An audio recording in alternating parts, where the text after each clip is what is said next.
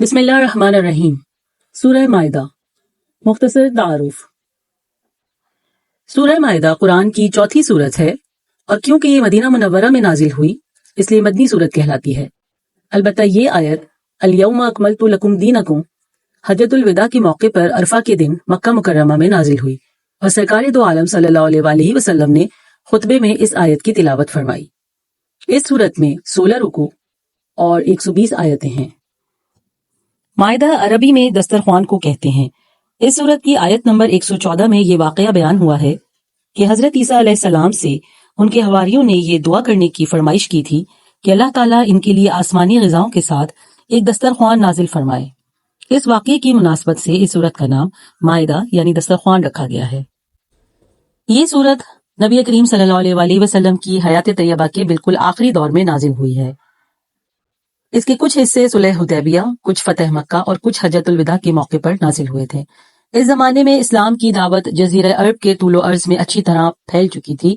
دشمنان اسلام بڑی حد تک شکست کھا چکے تھے اور مدینہ منورہ میں حضرت صلی اللہ علیہ وآلہ وسلم کی قائم کی ہوئی اسلامی ریاست مستحکم ہو چکی تھی۔ لہذا اس صورت میں مسلمانوں کے سماجی، سیاسی اور معاشی مسائل سے متعلق بہت سی ہدایات دی گئی ہیں۔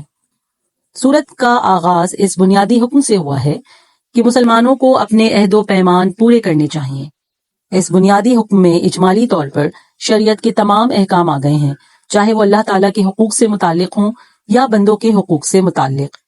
اس ضمن میں یہ اصول بڑی تاکید کے ساتھ سمجھایا گیا ہے کہ دشمنوں کے ساتھ بھی ہر معاملہ انصاف کے ساتھ ہونا چاہیے۔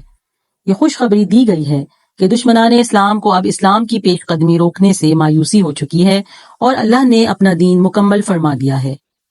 اسی صورت میں یہ بھی بتایا گیا ہے کہ کس قسم کی غذائیں حلال ہیں اور کس قسم کی حرام۔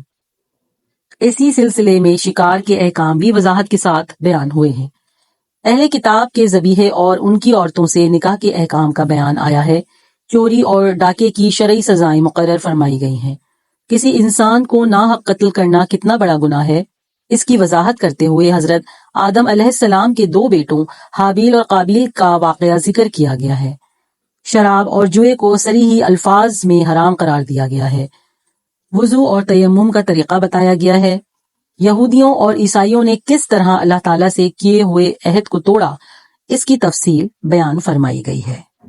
صدق اللہ العظیم۔ Narrated by سبین Abbas. ویڈیو پسند آئے تو لائک کیجیے، کامنٹ کیجیے، شیئر کیجیے اور اس چینل کو سبسکرائب کیجیے۔ جزاکم اللہ خیرا کثیرا۔